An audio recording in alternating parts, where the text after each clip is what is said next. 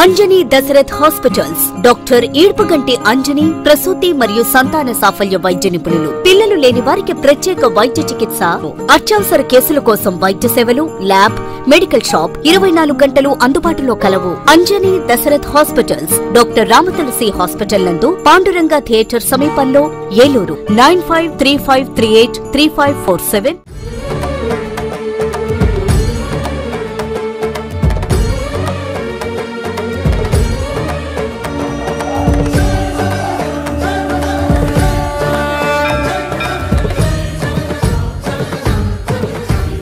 లక్ష్మీవల్లభారంభాం వికనోముని మధ్యమాం అస్మదాచార్యపర్యంతాం వందే గురుపరంపరాం.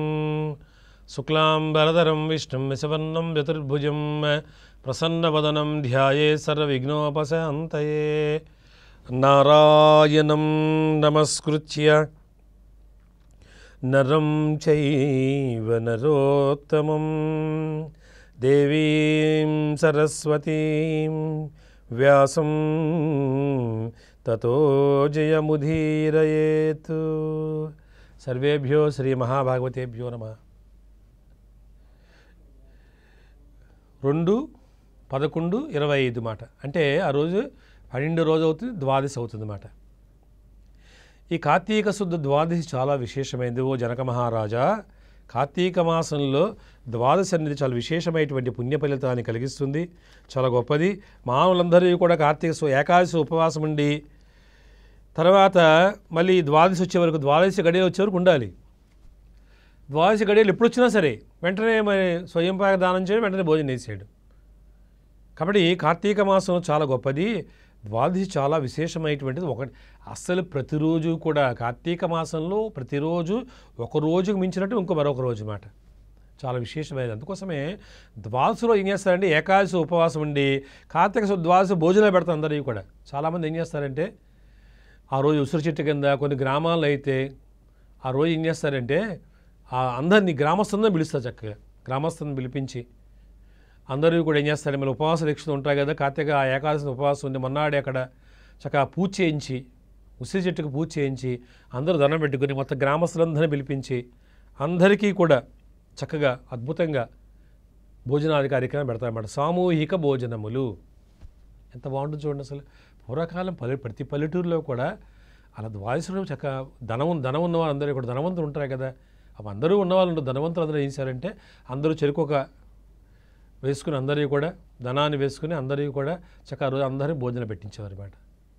లేని చక్కగా భోజనం లేని వాళ్ళంతా చక్కగా అందరూ వచ్చి కార్తీక ఏకాదశి నమస్కారం చేసుకుని అందరూ భోజనం చేసేవారు. అందరూ వచ్చేవారు, చక్కగా అందరూ సహకరించేవారు.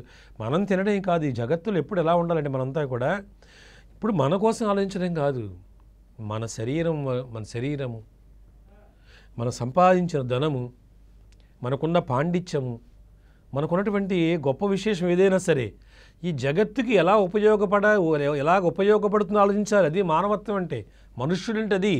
పశుత్వం అంటే ఏమిటంటే అన్నీ ఎప్పుడు నాకే అంటుంది. పశువు ఏం చేసి చూడండి, అసలు పశువులు ఏదైనా తినాలంటే దెబ్బలాడుకుంటాయి, ముందు గేదెలు పొడుచుకుంటాయి, కుక్కలు అరుచుకుంటాయి, ఖర్చుకుంటాయి. పశువులన్నీ ఏం చేస్తుంటాయంటే దెబ్బలాడుతుంటాయి అన్నమాట. దెబ్బలాడి ఒకదాని తర్వాత ఒకటి ఆ విధముగా ఇబ్బంది పడుతుంటాయి అన్నమాట. కావున మానవుడు ఏం చేయాలంటే చక్కగా అన్నిటినీ కూడా ఆ విధముగా అందరూ కలిసి తీసుకోవడం చాలా గొప్ప విశేషం. ఇప్పుడు ఎలా ఉంటుందంటే మనుష్యత్వం అంటే, అది మనుషుడంటే ఊరికి అన్ని మేమంతా మనుషులమండి మేము అలా అంటే కుదరదు. మనుషుడు జంతువునాం నరజన్మ దుర్లభం చెప్పారు. నువ్వు మనుషుడివే నువ్వు చెప్పడం కాదు, నీవు చేసే పనులు బట్టి లోకం చెప్పాలి. లోకం చేత ఆ విధంగా మనందరం కూడా వాటిని ఆచరిస్తుండాలన్నమాట. తద్వారా ఈ లోకములో చాలా విశేషమైనటువంటి మనుష్యత్వాన్ని మనందరం కూడా పొందవచ్చు. కాబట్టి అది మాట 10 మందికి పెట్టి మన విద్య, మన సంపద, మన ఐశ్వర్యం, మన గొప్పతనం ఇవన్నీ కూడా మనందరూ ఏం చేయాలంటే మనం రక్షించబడే విధంగా లోక రక్షణ కోసం మనం ఉపయోగించడం కోసం ప్రయత్నం చేయాలి తప్ప వాటిని మన కోసం ఉపయోగించుకుంటే ప్రయోజనం ఉండదు. ద్వాదశి చాలా గొప్పదని. కాబట్టి ఈ విధంగా మనం ఏదైనా సరే ఇప్పుడు కూడా మన గురించి ఆలోచించడం రాక్షసత్వం అంతే. రాక్షసులు అంటే వేరే ఉండదు. రాక్షసత్వం అంటే మనం ఏమనుకుంటాడంటే ఇవన్నీ నాకే అంటాడు. చూడండి, రాక్షసులు తపస్సు చేసి నాకు మరణం లేని వరము కావాలి. నువ్వు ఎవరైనా చూడండి, హిరణ్యాక్షుడు, హిరణ్యకశిపుడు, రావణ, కుంభకర్ణాదులు, శిశుపాల, దంతభక్తులు, తారకాసుడు ఎవరైనా సరే తపస్సు చేస్తే ముందు ఏమంటారంటే నేను శాశ్వతంగా ఉండాలి. అది రాక్షసత్వం అది. ఎందుకంటే మానవుడు ఎప్పుడూ కూడా ఈ లోకంలో శాశ్వతంగా ఉండడు, ఉండకూడదు కూడా. ఉండి ఏం చేస్తాం ఈ లోకంలో? వీళ్ళు మనవళ్ళు, గొడవలు, దెబ్బలాట్లు, నానా గందరగోళం. ఒక సమస్య కాదు, మానవుడు అంటే అనేక సమస్యలు ఉంటాయి. ఇప్పుడు దాంట్లో జంజాటంలోకి వెళ్తే అవన్నీ మనకు తగులుకుంటాయి, అక్కడి నుంచి లేనిపోయినవన్నీ కూడా. మనం వాటితో మమైకం అయ్యామంటే చాలా ఇబ్బంది. కాబట్టి ఉన్నంతకాలం కొంత ఆయుష్ ఇచ్చే పరమాత్ముడు మన జీవితాన్ని చక్కగా ఉన్నంతకాలం కూడా పరమాత్మ సేవ చేసి మనం అది ఆలోచించాలి, మన వల్ల లోకానికి హితం కలగాలి. అది ఇంకేం అడుగుతారు వీళ్ళు? రాక్షసులు తపస్సు చేయగానే ముందు ఇంద్రుడే పడతారు పాపం వెళ్ళి. ఆ పదవి కావాలి, పదవులు, తర్వాత సంపద, ఇక నేను అన్నీ పూజించమంటాడు వీడు. అది రాక్షసత్వం. అందుకోసం మానవుడు అంటే ఎలా పిలవాలంటే నీ వల్ల లోకానికి ఏదైనా ప్రయోజనం ఉన్నదా? దగ్గర చాలా డబ్బు ఉందండి, అయ్యప్ప స్వామి చూడు, మన అయ్యప్ప స్వామిని భోజనాలు పెట్టిస్తుంటారు చక్కగా.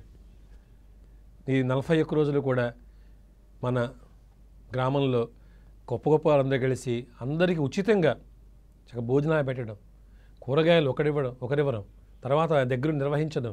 ఎన్ని దానాలు చేస్తుంటారు కొంతమంది చాలామంది. అంటే వాళ్ళ పేర్లు ప్రస్తావించి మంచిది కాదు కాబట్టి చెప్తున్నాను. చాలా మన గ్రామంలో చాలా గొప్ప గొప్ప వాళ్ళందరూ కూడా చక్కగా ఎన్ని కార్యక్రమాలు చేస్తుంటారు, ఎంత దానం చేస్తుంటారు. కొంతమంది దానం చేసామో చెప్పరు అసలు వాళ్ళు. ఎందుకంటే వాళ్ళ దగ్గర సంపద ఉంది, సంపదను దాచుకుంటారు. ధనాన్ని ఖర్చు పెట్టడం అనేది సామాన్య విషయం కాదు. అది అంతా వాళ్ళు అన్నీ ఉన్నప్పుడు ధనాన్ని ఏం చేస్తారు? లోకహిత కోసం ఉపయోగిస్తుంటారు. అది మానవత్వం, గొప్పతనం అంటే అది. మనం చాలా గొప్పవాళ్ళని చెప్పుకుంటున్నాం కదా, వాళ్ళందరి పేర్లు నాకు గుర్తున్నాయి, వాళ్ళందరూ నా మనసులో ఉన్నాయి. ఎందుకు గుర్తొచ్చారు? అందరూ కూడా వాళ్ళ గొప్పతనము, వాళ్ళ దానము, వాళ్ళ ధర్మము, వారందరూ కూడా ఈ లోకహితం కోసం తమ శక్తిని ఉపయోగిస్తున్నారు. అది మానవత్వం అంటే, మనుషుడు అంటే అది అర్థం. అంతేగాని ఇప్పుడు కూడా నేనే అనుకోకూడదు అలాగే. అందుకోసం పూర్వకాలంలో, ఇప్పుడు తగ్గిపోయింది కానీ పూర్వకాలంలో ప్రతి ఊరిలో కూడా ధనవంతుడు, గొప్పవాడు అంటే ఏమిటి అంటే కార్తీక శుద్ధ ద్వాదశి రోజున అందరినీ పిలిచి భోజనం పెట్టేవాడు మహనీయుడు. అంతేగాని ధనం ఉంది, అధికారం ఉంది కదా, ఇవన్నీ ఉంటే ఉండొచ్చుగా అంటారు. జనం అందరూ ఏమంటారు? వాడు ఉంటే మాకేనండి ఉంటారు. చూడండి, చాలా లేదు 10 మంది దానం చేశారనుకోండి, ఆయన మహానుభావుడు అండి, ఆయనకి పదవులతో ఏం సంబంధం లేదు పాపం. ఉన్నా లేకపోయినా అందరూ దానం చేస్తాడు, మహాత్ముడు ఆయన లేకపోయినా వెళ్ళిపోయినా సరే పాపం మహానుభావుడు వెళ్ళిపోయాడని పాపం. ఆయన ఉంటే ఎంతమందికి ఉపయోగం. అది మనుష్యత్వం, మానవత్వం అంటే. అందుకోసం మానవుడు శరీరం లేకపోవచ్చు కానీ కీర్తికాయుడు ఉంటాడు, శాశ్వతంగా కీర్తికాయుడు ఉంటాడు. అది చెప్పాడు మనం. అందుకోసమే ఇంతకీ విషయం ఏంటంటే అన్నదానం చేయడం ప్రయత్నించాము అందరం కూడా. కనీసం కార్తీక శుద్ధ ఏకాదశి రోజున మనందరం కూడా చక్కగా ఈ అన్నదాన కార్యక్రమం చేయడానికి అంతా కూడా ప్రయత్నం చేసి, మనమే కాదు అందరూ కూర్చొని చక్కగా మంచి భోజనం అందరినీ కూర్చోబెట్టి చక్కగా ఆకులు వేసి అందరినీ అడిగి మళ్ళీ అయ్యా కావాలా అని చక్కగా అతిథి దేవోభవ భావించాలి. భోజనం పెట్టేవాడు సాక్షాత్తు విష్ణు స్వరూపుడు అని భావించి చక్కగా దగ్గరుండి, అంతేగా నిర్లక్ష్యంగా వచ్చేవాళ్లే తినకుండా పోతాడేమిటిలే అని చెప్పి ఎంత కష్టం అంటే అవన్నీ కూడా పిలిచి అలాగ సరిగ్గా దగ్గరుండి పలకరించకుండా అయ్యా భోజనం చేసేవాడు అడిగేవాడు ఉంటాడు. ఇలా చూడండి, చాలామంది ఫంక్షన్స్ పెడుతుంటారు, పెళ్ళిళ్ళకి వెళ్తుంటాం, వెళ్ళడం వాళ్ళకి ఏదో ఇచ్చేయడం, మన భోజనం అయ్యా మా భోజనం పెట్టి తిని అక్కడ వెళ్ళడం, తినడం, మన పై పోవడం ఎవడదారి వాడి. ఒక మర్యాద లేదు, మన్నన లేదు, అస్సలు పద్ధతి పాడు లేకుండా మొత్తం వ్యవస్థ అంతా చిన్నాబనం చేస్తుంది. అసద మహారాజు రామాయణం చూడండి ఒకసారి. రామాయణం అసద మహారాజు అశ్వమేధ యజ్ఞం చేస్తుంటే మొత్తం జనపదుల దగ్గర నుంచి, సామానుల దగ్గర నుంచి అందరూ ఋషులు, మహాత్ములు, మహని అందరూ వచ్చారు. ఆయన యజ్ఞం జరుగుతుంటే మధ్యలో అవకాశం వచ్చేవాడు. ఆయన వచ్చి అందరితో కూర్చొని అయ్యా మీరు భోజనం చేసి ఆయన వడ్డించాడు ఒక వస్తువుని. ఇప్పుడు ఏం వడ్డిస్తాను? సాంబార్, ఇగో నీ వడ్డిస్తాను, వడ్డించి అవి అన్నీ ఉన్నాయా, మీకు అన్నీ అడిగి తినండి, ఏమి కంగారు లేదు, అందరికీ అన్నీ వస్తున్నాయి కదా, అందరినీ చాలా చెప్పేవాడే దశరథ మహారాజు. అందరికీ కూడా నాకు ఎలా నా రాజు దగ్గర మీరు ఎంత వినయంగా ఉంటారు, అందరికీ కూడా సామానుడు దగ్గర నుంచి అందరికీ కూడా చక్క భోజనం వడ్డించమని చెప్పాడు ఆయన. దగ్గరుండి వడ్డించేవాడైన. అది మానవుడి యొక్క ధర్మం అది. అంతేగాని ఏదో వాడి కర్మకాలు వచ్చినట్టుగా, ఇదేదో వాడి భోజనం లేడు వచ్చినట్టుగా వాడి సరిగ్గా భోజనం పెట్టకపోవడం, నిర్లక్ష్య స్వభావమా ఇదంటే. అలాంటి వాడిని ఇప్పుడు పెద్దలు చెప్పాలి. పిల్లలకి చాలామంది తెలియదు. కొంతమంది పిల్లలు తెలియక నిర్లక్ష్యంగా ప్రవర్తించడం, ఏదో ఆ విధంగా చేస్తుంటే పెద్దలు చెప్పాలి, వచ్చిన వాడు అతిథులు చాలా గొప్పవాళ్ళు, అందరికీ కూడా ప్రతివాడు గొప్పవాడే, భోజనాన్ని శ్రద్ధగా పెట్టండి, అడిగి పెట్టండి. పెద్దవాళ్ళు చిన్నపిల్లలకి చెప్పి చేయించుకోవాల్సిన బాధ్యత పెద్దవాళ్ళు ఉంటుందన్నమాట. కాబట్టి అన్నదానం అంత చక్కగా చేయాలి. అంతేగాని ఇష్టం వచ్చిన దానం చేయడం కాదు. శ్రద్ధ లేకపోతే ఏ దానమైనా సరే భక్తి లేకపోతే ఆ దానం వృధా అని చెప్పాడు ఆయన. కాబట్టి ద్వాదశి రోజున ఓ జనక మహారాజా చక్కగా అన్నదాన కార్యక్రమం చేయాలి. విష్ణువుకి చాలా ఇష్టం అని చెప్పాడు ఆయన. ఎవరైతే అన్నదానం చేస్తారో కార్తీక శుద్ధ ద్వాదశి రోజున స్వామికి పరమానంద భరితులు అవుతాడు ఆయన. ఆయనకేం పెట్టగలమ్మా. ఆయన ఎప్పుడూ కూడా భక్తులు చక్కగా ఆశ్రయించాడు. సామాన్యుడికే 10 మంది సేవ చేయడం, లోకహితం కోసం తాపత్రయపడడం, ఈ జగత్తు కోసం మనందరం కూడా మన మనిషిగా మనం ఈ జగత్తు ఉన్నందుకు జగత్తుకు ఉపయోగపడడం, ఇవన్నీ కూడా పరమాత్ముడు చాలా ఆనందం కలిగిస్తాయి. అంతేగాని ఏమీ లేకుండా ఏదో గొప్పగా చేస్తున్నాడు పరమాత్ముడే సహించడం అన్నిటినీ కూడా. కాబట్టి ద్వాదశి రోజున స్వామి ఆ రోజున, ఎందుకంటే క్షీర సముద్రం నుంచి ఆయన అప్పుడు దాకా యోగ నిద్రలో ఉంటాడు స్వామి. ఆయన ఆషాఢ మాసంలో నిద్రకు వెళ్ళి ఆయన 4 మాసాలు అవుతుందన్నమాట కార్తీక శుద్ధ ద్వాదశి రోజు. ఆ రోజు ఆయన ఉద్దాన ఏకాదశి అంత ముందు రోజుని స్వామి ఆ రోజు యోగ నిద్ర నుంచి బయటకు వస్తారనమాట. యోగ నిద్ర అంటే మనకు మళ్ళీ తామస నిద్ర కాదు. మనం నిద్రపోయామంటే మన పురుషుడమో స్త్రీయో ఎక్కడ పడుకుని దేయం అందరికీ కూడా తామస. పరమాత్ముడు యోగ నిద్ర జగత్తు రక్షించడం. అందుకోసమే మహాత్ములందరూ చాతుర్మాస దీక్ష ఇస్తుంటారు ఈ 4 నెలలు కూడా. అటువంటి పవిత్రమైన రోజు కాబట్టి ఇంకా ఏం చెప్పారంటే జనక మహారాజా, బ్రాహ్మణులందరికీ భోజనం పెడితే చాలా మంచిదయ్యా. కార్తీక శుద్ధ ద్వాదశి రోజున అందరినీ పిలిపించి అందరిని సత్కరించి, ఆ బ్రాహ్మణులందరినీ పిలిపించి వారందరినీ కూర్చుండబెట్టి వారందరినీ కూడా ప్రతి వారికి కూడా ఆ విధంగా గౌరవించి వాళ్ళతో సత్కారం పొంది అందరూ ఆశీర్వచనం చేస్తారు. బ్రాహ్మణోత్తమ అందరికీ కూడా వేదం చదువుకున్నారు. వేదమే పరమాత్ముడికి స్వరూపం.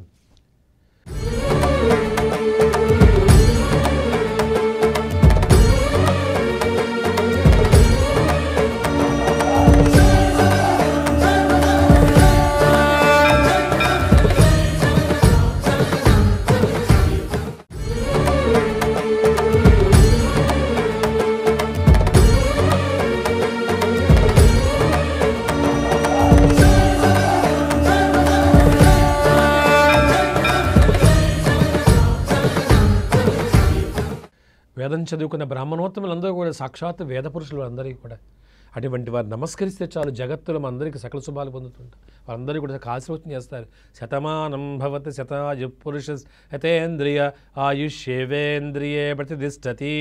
చక్కగా దీవిస్తారు. నీకు వంశాభివృద్ధిరస్తు, ధనధాన్యాభివృద్ధిరస్తు, క్షేమస్థైర్య విజయ అభయ ఆయు ఆరోగ్య ఐశ్వర్యాభివృద్ధిరస్తు, ధర్మార్థ కామ మోక్ష ఇతరవిధ ఫలపురుషార్థ సిద్ధిరస్తు.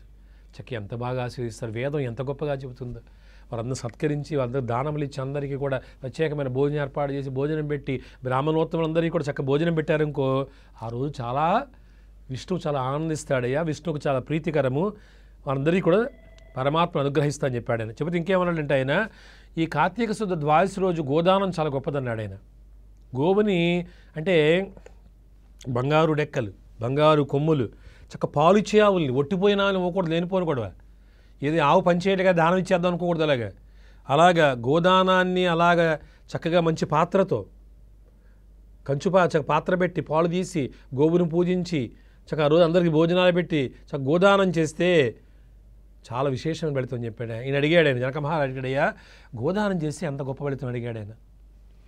వశిష్ఠుడు ఏమన్నాయంటే, ఒక్క మాట చెబుతాను నీకు జనక మహారాజా, గోవు మీద ఎన్నైతే వెంట్రుకలు ఉన్నాయో అవన్నీ కూడా ఎన్ని వెంట్రుకలు ఉన్నాయో అంతకాలం పాటు, అన్ని లక్షల సంవత్సరాల పాటు శాశ్వతమైనటువంటి వైకుంఠ ప్రాప్తి పొందుతాడు. అంటే నాకు తెలిసిన విధంగా చెప్తాను నీకు, ఎంతకంటే గొప్పది ఫలితం చెప్పాడు ఆయన. గోదానం చేయడం వల్ల ఫలితం ఎంత గొప్పదంటే నేను కొంతగా చెప్తున్నాను మీకు. దాని మీద ఎన్ని వెంట్రుకలు ఉన్నాయో అంతకాలం శాశ్వతంగా పుణ్యలోకంలో ఉంటారు. అంత గొప్పదయ్యా. చక్కగా పండ్లు, కార్తీక శుద్ధ ద్వాదశి రోజున అందరికీ పండ్లు దానం చేయాలి. పండ్లు పెట్టి చక్కగా అందరికీ ఫలములు ఇవ్వాలి. అక్కడ మనం చేస్తున్నాయి కదా స్నానం చేసే చోట, ఇక్కడ అందరికీ కూడా పుణ్యస్త్రీలు వస్తారు, వాళ్ళకి ఫలం ఇవ్వాలి. బ్రాహ్మణోత్తములు వస్తే చక్కగా అందరికీ ఫలాలు తీసుకొచ్చి చక్కగా అందరికీ ఫలాలు చేసి చాలా మంచి చెప్పాడు ఆయన. అలాగే యజ్ఞోపవేతాలు, ఈ శుద్ధ ద్వాదశిలోని యజ్ఞోపవేతాన్ని ఎవరైతే దానం చేస్తుంటారో వారందరికీ కూడా పరమాత్మ అనుగ్రహం కలుగుతుంది. అన్నిటికంటే శాలిగ్రామ దానం చాలా గొప్పదని చెప్పాడు ఆయన. శాలిగ్రామ దానం చేస్తూ, శాలిగ్రామ దానం ఎలా చెప్పాడు ఆయన. శాలిగ్రామ దానం పాటు ఒక వెండి తులసి వృక్షము, అంటే వెండి చేత ఒక తులసి వృక్షం తయారు చేస్తారన్నమాట. ఆ వెండి తులసి వృక్షాన్ని, శాలిగ్రామాన్ని కూడా రెండింటిని పూజించి ఎవరైతే సద్బ్రాహ్మణుడికి దానం చేస్తుంటారో అటువంటి వారందరూ కూడా ఎంత పుణ్యం అంటే ఈ భూమిని అంతటినీ కూడా దానం చేస్తే ఎంత పుణ్యం కలుగుతుందో అంత మహత్తరమైన పుణ్యం కలుగుతుంది జనక మహారాజా చెప్పాడాయన. మళ్ళీ చెప్తున్నాడు ఆయన, శాలిగ్రామము అలాగే వెండి తులసి వృక్షము చక్క చేసిస్తారు వెండి షాపులో. ఇవన్నిటినీ కలిపి చక్క పూజించి ఒక సద్బ్రాహ్మణుడు దానం చేయాలి. మళ్ళీ ఎవరి పెట్టి వాళ్ళు దానం చేయకూడదు. చాలా చక్క చెప్తే శాస్త్రం చెప్పిందంటే సద్బ్రాహ్మణుడికి దానం చేయండి. అలా దానం చేస్తే ఈ భూమిని దానం చేసి ఎంత ఫలితం అంత ఫలితం కలుగుతుంది కార్తీక శుద్ధ ద్వాదశి రోజున.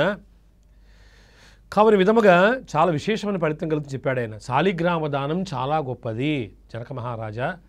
ఎన్ని దానాలు చేసినప్పటికీ కూడా మానవుడు శాలిగ్రామ దానం చేయకపోతే దానివల్ల ఎటువంటి ఫలితాన్ని పొందలేడు.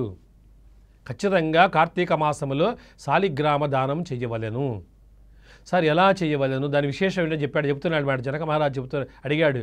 అంటే దాని ఒక విశేషం ఏంటంటే చెప్తున్నాడు మేడం. విశిష్టత ఏమన్నా అంటే జనక మహారాజా ఒక వృత్తాంతం చెబుతే వినమన్నాడు ఆయన. శాలిగ్రామ మహత్య గురించి చెబుతూ ఆయన ఏమన్నా అంటే, పూర్వము ఒక గ్రామంలో ఒక వైశ్యుడు ఉండేవాడు ఆయన.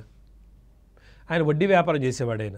వడ్డీ వ్యాపారం చేసి ఈ విధంగా వడ్డీ వ్యాపారం అంటే చాలా ఇబ్బందికరమైంది కదా. కొంతమంది ఇస్తారు ఇవ్వరు, వాళ్ళందరినీ కూడా భయపెట్టకపోతే ఇచ్చినవాడు ఇబ్బంది పెడుతుంటాడు. ఈ విధంగా అందరితో ఈయన కొంచెం కఠినంగా ప్రవర్తించేవాడు. ఎందుకంటే ధనాన్ని మళ్ళీ ఇచ్చిన డబ్బు రావాలి కదా పాపం ఆయనకి. ఆయన పద్ధతి ఆయన వెళ్తుండేవాడు ఆయన. అయితే ఇలా అందరినీ కూడా అలాగా వడ్డీ ధనం ఇవ్వడం, వడ్డీతో సహా వాడు ఇవ్వకపోతే బలవంతంగా పుచ్చుకోవడం ఈయన ప్రతిరోజు జరిగే పనిది. ఈయన ఏం చేయాలంటే ఒక బ్రాహ్మణోత్తముడికి ధనం ఇచ్చాడు పాపం. ఈయన ఇచ్చిన తర్వాత బ్రాహ్మణుడు పాపం ఆయన దగ్గర ఏం ధనం లేదు పాపం. ఈయన వెళ్ళాడు. చాలా కాలం అయిపోయింది, అసలు లేదు, వడ్డీ లేదు, అసలు ఏమీ లేకపోయింది అన్నమాట. వెళ్ళాడు. బ్రాహ్మణోత్తమ నీకు ఎంతకాలమైన ధనం ఇచ్చి వడ్డీ లేదు, అసలు లేదు, నా ధనం ఇస్తావా ఇవ్వా, నీ సంగతి తేల్చేస్తాను చెప్పాడు ఆయన. బ్రాహ్మణుడు ఏమన్నంటే, అయ్యా మహానుభావాడు, ఉంటే ఇచ్చేవాడి నేను, నా దగ్గర అసలు ఏమి లేదు స్వామి. ఎప్పుడోకప్పుడు ఏదో విధంగా కార్తీక మాసం ఎవరైనా ఏదైనా మహాత్ముడు దానం చేస్తే తప్పనిసరిగా ధనం పట్టుకుని నీకు ఇస్తాను నేను. నీకు ముందు నీకు ఏమొచ్చినా రాకపోయినా నీకు ముందు నీకే ఇస్తాను నేను. నా దగ్గర లేదు, ఇద్దామని నాకు ఉంది. ఈ అప్పులు కూడా ఇవన్నీ నాకే ఇష్టమా, నేను ముందు అసలు మీకే ఇద్దాం అనుకుంటున్నాను. కాబట్టి అవకాశం ఏమిటంటే కుదరదు పమ్మన్నాడు. నువ్వు నాకు ఏమైనా ఇప్పుడే ఇవ్వాలన్నాడు ఆయన. నేనేం చేయలేని చెప్పాడు ఆయన. నేను అంటే ఇవ్వలేంటావా, ధనం పుచ్చుకున్నప్పుడేమో నన్నేమో ప్రాధాయపడ్డావు, ఇప్పుడు లేదని చెబుతావా, ఇంత నిర్లక్ష్యమా నీకు అని చెప్పి ఆయన మీద కలబడి మొత్తం మీద వయస్సుడు కోపం వచ్చి బాగా ఆయన ఏం చేశాడంటే ఆ కలబడి దగ్గరలో కత్తి ఉందన్నమాట. ఆ కత్తి చూ దెబ్బేసాడు ఆయన్ని.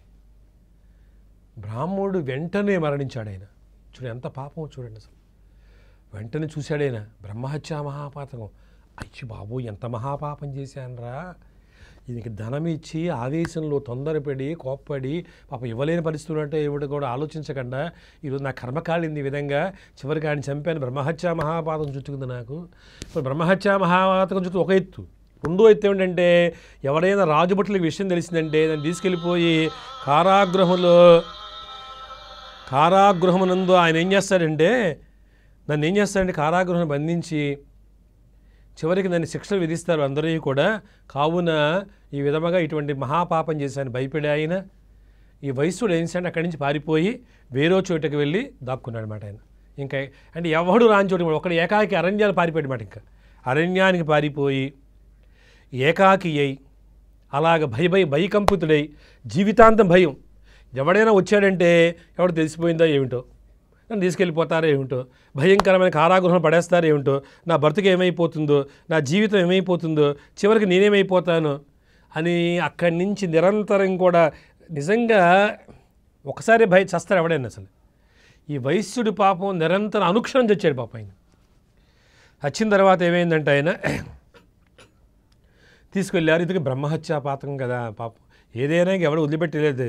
తీసుకెళ్ళి యమలోకంలో ప్రవేశపెట్టారు. మరణం తప్పదు కదా, మరణం నుంచి ఎవడు రాజభటుని తప్పించుకోవచ్చు కానీ మరణం నుంచి ఎవడు తప్పించుకోలేడు. కావాలి ఈ విధంగా మరణం చేత ఆయన ఏం చేశాడంటే చచ్చిన తర్వాత యమభటులు వచ్చారు. అయ్యా వీడు బ్రహ్మహత్య బ్రాహ్మణుని చంపాడంటే వీడు దుర్మార్గుడు వీడు అని తీసుకెళ్ళి యమలోకం తీసుకెళ్ళి ఆయన ఏమన్నాయంటే మొత్తం భయంకరమైన శిక్ష విధించారు. వీడు చేసిన పాపం వల్ల ఏమైందంటే ఈయనతో పాటు ఈయన పితృదేవత అందరూ కూడా నరకానికి పోయారు. వాళ్ళందరూ తిట్టారు, దుర్మార్గుడే పాపిస్తే వధారాన్ని. అసలు ఆ వడ్డీ వ్యాపారం ఏంటి, ఆ గొడవ ఏమిటి, పోనీ చేసి వదిలిపెట్టేచ్చు కదా ఒకటి బ్రాహ్మణోత్తముడిని. బ్రాహ్మణుడు జోలికి ఎందుకు వెళ్ళేవారు నువ్వు అసలు ఆయన్ని? వెళ్తే పోనీ ఏదో అన్న వదిలేయచ్చు కదా, ఆయన కూడా చంపుతా వచ్చుకుని. ఎంత పాపం చేసి దౌర్భాగ్యుడా, నీ వల్ల మీ అందరం కూడా పుణ్యలోకం నుంచి నరకలోకంలో పడ్డాము ఇలాంటి దౌర్భాగ్యుడి వల్ల చెప్పి అందరూ ఆయన శాపనాథ పెట్టారు. ఏం చేస్తాడు ఇంకా అలాగే దుఃఖించాడు, ఏడ్చాడు, శిక్ష అనుభవించాడు, అందరికీ అనుభవిస్తుండగా ఈ వైశ్యుడి యొక్క అదృష్టం ఏమిటయ్యా అంటే ఆయనకి కుమారుడు ఉన్నాడు. ఆయన పేరు ధర్మవీరుడు. నిజంగా పేరుకు తగ్గట్టి మంచి ధర్మాత్ముడు ఆయన తండ్రి అనంతమైన ధనం వడ్డీ వ్యాపారం బాగా ధనం సంపాదించాడు. కానీ ఉత్తముడైన చక్క దేవాలయాలకి చందాలు ఇవ్వడం, దేవాలయం ఏదైనా కార్యక్రమం జరిగితే ఆయనే ముందుకు వచ్చేవాడు, నేనే చేయిస్తా అని చెప్పేవాడైనా. స్వామికి అలంకరణ పుష్పములు ఇస్తా, ప్రసాదాలు నేను ఇస్తా, ఈ దానములు చేయడం అందరికీ కూడా. ఆ గ్రామంలో ధర్మవీరుడు అంటే తండ్రికి ఎంత చెడ్డ పేరుందో కుమారుడికి అంత మంచి పేరు ఉందన్నమాట. చక్క దాన ధర్మములు చేస్తూ, సత్కార్యక్రమాలు చేస్తూ, ధర్మబద్ధమైన వడ్డీ తీసుకుంటూ, వడ్డీ కూడా ఆయన వ్యాపారం చేసేవాడు, కానీ ధర్మబద్ధమైన వడ్డీ చేస్తూ, ఎవడైనా ఇవ్వలేకపోతే వాడి స్థితిగతులను బట్టి విచారించి వాడి జోలికి వెళ్ళకుండా చక్క విధముగా తండ్రి ఏమాడు ఈకి తీది పాపం. తండ్రి ఏమంటే పారిపోయేలాగా ఒక బ్రాహ్మణోత్తమంచం పారిపోయాడని చెప్పి అందరు లోకం అంతా చెప్పుకున్నారు. తండ్రి ఏమైపోయాడు తెలియక పాపం. అలా విధంగా అలా భావిస్తూ చక్కగా ఆయన అనేక దాన ధర్మాలు చేసినప్పుడు ఎంత గొప్పగా దాన ధర్మాలు చేశాడంటే ఈయన దాన ధర్మాలు విని నారద మహర్షి కూడా వచ్చాడు ఆయన చూడటానికి. వచ్చి చాలా బాగుందయ్యా, మీ నాన్నగారి విధముగా నరకలోకంలో ఉన్నాడు పాపం ఆయన ఇబ్బందులు పడుతున్నాడు, అన్ని దానాలు చేశావు నువ్వు, కానీ ఇంకొక దానం చేస్తే బాగుంది, ఇది కోసం చెప్పడానికి వచ్చి చెప్పాడు ఆయన. నారదుడు లాంటి మహాత్ముడు వచ్చాడు, నువ్వు శాలిగ్రామ దానం చెయ్యి, అన్ని దానాలు చేసావు, శాలిగ్రామ దానం చేస్తే తద్వారా ఏమవుతుందంటే నీకు ముక్తి కలుగుతుంది, నీ పితృదేవత అందరూ కూడా నరకలోకంలో పడున్నారు. నీ తండ్రి బ్రహ్మహత్య మహాపాపం చేశాడు ఆయన, ఆ పాపం అందరూ పడున్నారు, ఈ ఒక్క శాలిగ్రామ దానం చేస్తే అందరికీ ముక్తి కలుగుతుందయ్యా అని చెబితే ధర్మవీరుడు దౌర్భాగ్యంలో ధర్మవీరుడు ఏమన్నా అంటే ఏంటంటే శాలిగ్రామ శిల, ఆ శిలను దానం చేసి ఏమిటండి ప్రయోజనం? ఎవడో 10 మంది భోజనం పెడితే మంచిది, కానీ శిలను దానం చేయడం, మళ్ళీ దానికి సంభావనలు ఇవ్వడం, ఇవన్నీ కూడా అవసరమా అన్నాడు ఆయన. నారద మహర్షి ఉన్నాయంటే మహాపాపం అన్నాడు ఆయన. శాలిగ్రామం ఎవరనుకున్నావాయా, సాక్షాత్ విష్ణు స్వరూపం అది, మహానుభావుడే. అటువంటి శాలిగ్రామ దానం చేయకపోతే నువ్వు ఎన్ని దానాలు చేసినా ప్రయోజనం చెప్పాడు ఆయన. ఈయన ఎన్ని చెప్పిన మూర్ఖుడు ఈయన. ధర్మవీరుడి దగ్గర ఏదో కొద్దిగా తేడా ఉంటుంది, ప్రతివాడిలో కూడా ఒక మంచుతో పాటు ఒక చెడు ఉంటుంది మాట, మూర్ఖత్వం. పరమ మూర్ఖుడు వినలేదు ఈయన, వినకపోతే మరణించాడు. ఈయన కూడా నరకలోకానికి పోయాడు. తండ్రి అన్నాడు, రే ఎంత పని చేసావరా, అన్నదానం మంచి బాగా చేసావు, ఆ శాలిగ్రామదానం చేయలేదు ఏమిట్రా అని చెప్పి ఆయన బాధపడ్డాడు. ఇప్పుడు ఇలా అయిపోయింది అన్నమాట. ఇంతకీ చేసిన పుణ్యం వల్ల ఏమైంది, అనేక జన్మలు పొందాడు ఆయన. అనేక జన్మలు పొంది ఒక చివరికి అనేక స్త్రీల జన్మ పొంది ఒక రోజున ఒక స్త్రీగా పుట్టి ఆయనకు వైధవ్యం పొందాడు అన్నమాట. వివాహం అనగానే వైధవ్యం పొందితే తండ్రి చాలా గొప్పవాడైన. ఆయన చూశాడు, ఏమిటనే ఇలా వైధవ్యం పొందని చూస్తే మొత్తం అంతా ఆయనకని కనిపించింది మాట. ఈయన ఒక వైశ్యుడు కుమారుడుగా పుట్టడం, అనేక దానములు చేయడం, నారద మహర్షి చెప్పినప్పుడు కూడా శాలిగ్రామ దానం చేయకపోవడం, ఇన్ని పాపాలు చేయవన్నీ కలిగింది మాట. ఈ వైధవ్యం కూడా వచ్చింది పాపం తెలుసుకున్న ఆయన. అప్పుడు ఆయన తీసుకెళ్ళి దేవాలయం తీసుకువెళ్ళి చక్కగా ఆ అమ్మాయి చేత శాలిగ్రామ దానం చేయించాడు ఆయన. ఆ శాలిగ్రామ దానం వలన మొత్తం పితృదేవతలందరికీ ముక్తి కలిగింది మాట. మళ్ళీ మరుజన్మేందు ఒక బ్రాహ్మణోత్తముడిగా పుట్టి అన్ని దానములు ఆచరించి పూర్వజన్మ వృత్తాంతం కూడా తెలుసుకుని శాలిగ్రామ దానం చేసి అన్ని దానములు ఆచరించి చివరికి గోదానగం కూడా చక్కగా చేసి ఆయనకి పితృదేవత అందరికీ ముక్తి కలిగించాడు ఆయన. ముక్తి కలిగించి చివరికి ఆయన పుణ్యలోక ప్రాప్తి పొందాడయ్యా. చూసావు కదా. కాబట్టి కార్తీక మాసంలో మనుజుడు తప్పనిసరిగా శాలిగ్రామ దానం చేయడం చాలా విశేషమైనది. సాక్షాత్తు నారాయణ చెప్పాడు.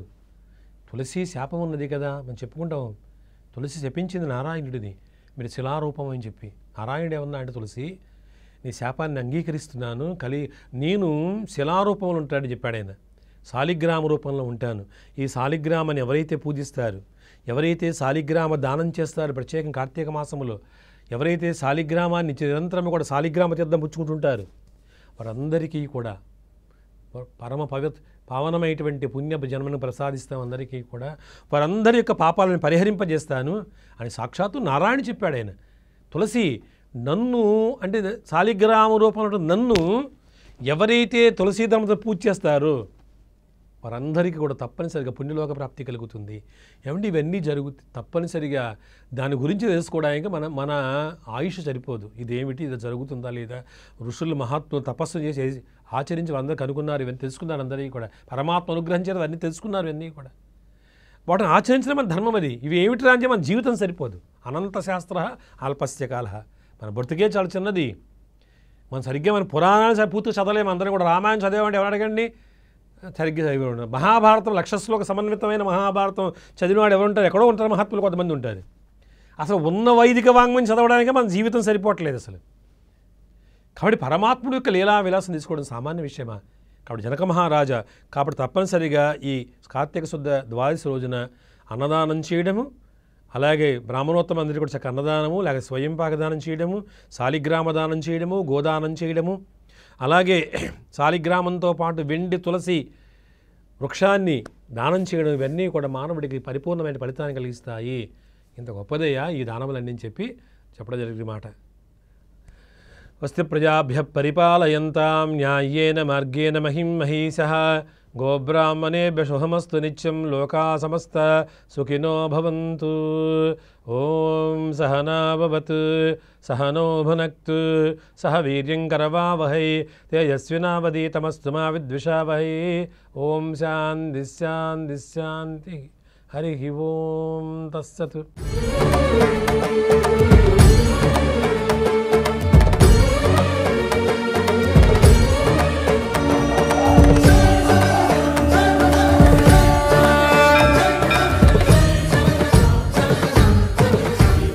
అంజనీ దశరథ్ హాస్పిటల్స్ డాక్టర్ ఈడ్పగంటి అంజనీ ప్రసూతి మరియు సంతాన సాఫల్య వైద్య నిపుణులు. పిల్లలు లేని వారికి ప్రత్యేక వైద్య చికిత్స, అత్యవసర కేసుల కోసం వైద్య సేవలు, ల్యాబ్, మెడికల్ షాప్ 24 గంటలు అందుబాటులో కలవు. Anjani Dashrath hospitals doctor Ramatulasi hospital నందు పాండురంగ థియేటర్ సమీపంలో ఏలూరు. 9535383547